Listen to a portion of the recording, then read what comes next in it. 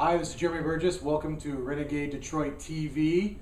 And today, my guest, 2 months ago, was actually at an RDI meeting, and I'll go ahead and put that video link in right here. But we have Dave Sullivan, CreditGuy.tv. Thank you. And there were some interesting things he was doing, and he did speak briefly about it at the meeting, but he was more going over a lot of credit stuff. So I want to bribe him with barbecue and then take the opportunity to talk about some of the things that he's doing in his business. So, well, first, if somebody doesn't know you and who you are and what you do, let's just, your 2-minute spiel here. Right. So I've been providing credit reports to mortgage companies, banks, and credit unions for the last 20 years, really. And many times they would have questions on how to improve credit for an individual borrower quickly. And so I started putting together videos about 2.5 years ago on how people could improve their credit, and just kind of have been rolling those out, and it's been going very well. And your business, though, is a business-to-business kind of thing. Yeah. And one of the things I found interesting about it was you pull credit for mortgage companies and things like that, but being kind of a smaller boutique thing, you can update credit too quickly, and it really does. That was really the big difference, Right. Yeah, well, we actually are able to fix things at the repository level instantly. Where many times the individual will have to wait weeks or months to get things updated. We can correct things really in a day if it's an emergency. If there's an error, we can correct it. So yeah, that can make or break a deal real quick. Sure. Having somebody just one little thing, so that could be the difference between the deal going through and not. Well, many times people will pay off a collection and not necessarily have that updated ever. And we're able to correct that for them in a day. So. Yeah, they are quick to put the negative stuff on there, and a little less quick with the positive stuff. Right. So. You always want to be very careful when you're talking to a collection company, and you want to make sure you get documentation from them so that we can remove it for you quickly, and then you have something for your records, because they are very slow to remove things when many times they'll put things on there right away, even if they're not actually yours. I mean, they make mistakes as well. Absolutely. So one of the things, first of all, I've known you for a little over 3 years now, and something I've been following, and I'm going to walk you through it a little bit too, but also feel free to expound. You've been doing a lot of these last 2.5 years, a lot of new media, but also not just media are presenting the same information in a different format. But a lot of what I call value add, like client value added stuff that doesn't necessarily have anything to do with your business, but greatly benefits your clients. Right. And you don't even get paid to do it. It's just something you do.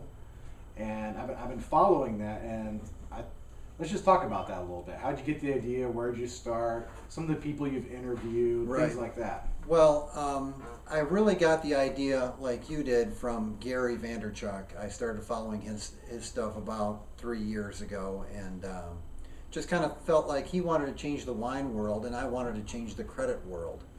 So I thought there was a parallel there, so I started doing informational videos, and what happened was I started to get these opportunities to interview people in our industry, and I thought it would be a great idea to provide that type of information as well, because I think if you're a valued resource for your clients in whatever business you're in, they're going to think of you whenever the time comes for them to make a purchase.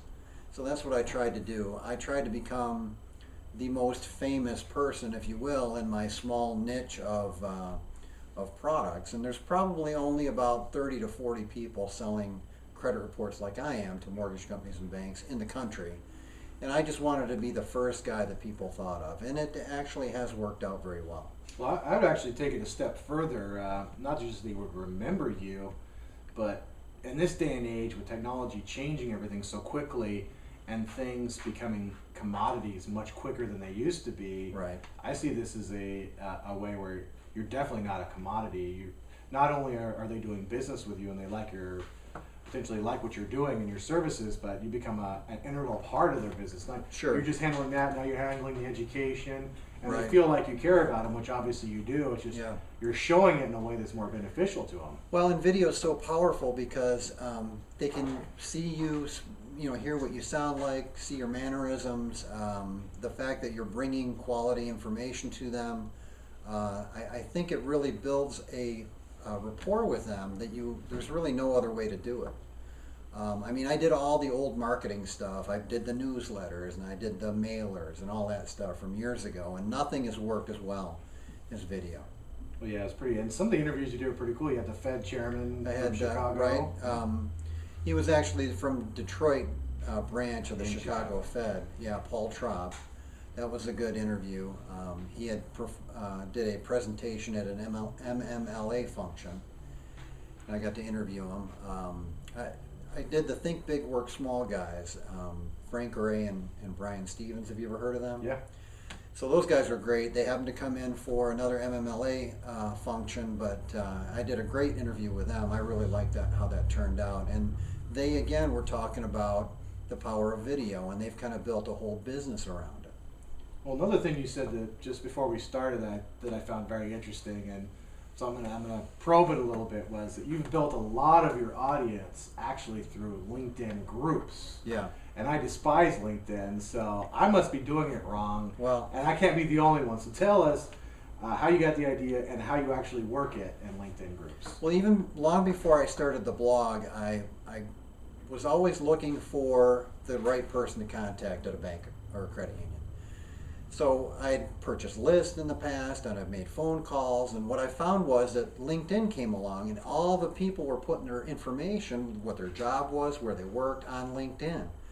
So I started very early, developing that kind of a relationship, and then groups came along, and I joined all the relevant groups to my niche, and started posting once a week. So I take the video that I shoot once a week and post it in a LinkedIn group, and there are some tricks that you can use to come up at the top of the LinkedIn group, because notifications are sent out once a day or once a week on who's posting what.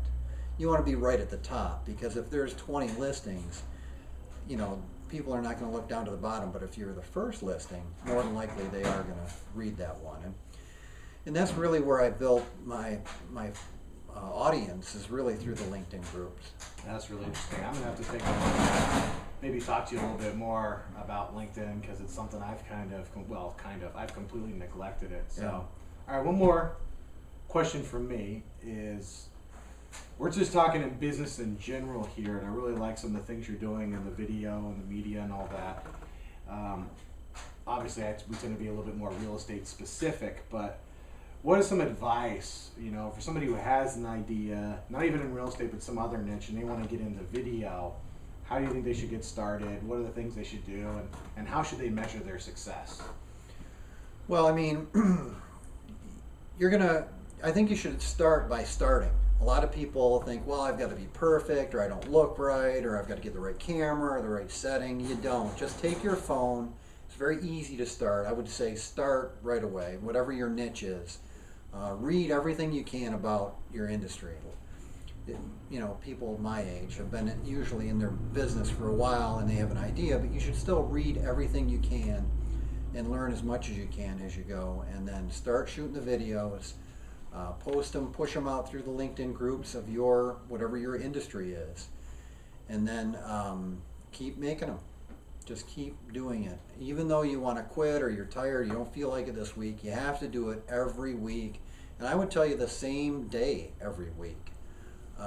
You have to post, and you have to keep going. And if as soon as you stop, any momentum you build up is going to be gone. I was going to say, how long did it take you before you really started to see results from this? It took me a year before I had 50 views in one day, and I thought that was huge.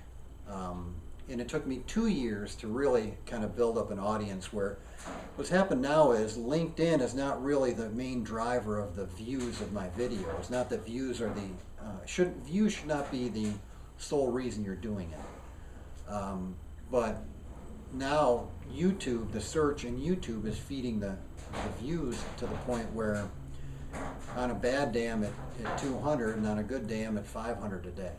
So that's pretty good. I think when I just recently went and checked, you were at almost 68,000 total views, channel views. Right. Which is pretty impressive, especially considering that this is not a pop video or anything. I mean, it's, right. It's a real niche industry. Yes. I was thinking of looking at it, was something thousands of hours of viewing. I went and took a peek. Yeah. At it. I mean, it's a lot of time that people dedicated watching your stuff. Right, and it's surprising, but that's another point I would make is find whatever niche you think you should be in and drill down into that niche, because whether it's farming or credit or whatever you've done, or even if it's your hobby, dig down. Don't try to appeal to everyone. Find your niche and then drill right down on that. All right. Well, do you have anything else you think you can add, or anything you'd like to say? Go ahead and give everybody. You definitely want to follow them, so go ahead and give them everything. Well, if you go out to creditguy.tv, that's my website. You can see all the videos on there. There's a search as well. Or Facebook, you can go to Facebook / The Credit Guy on Facebook as well.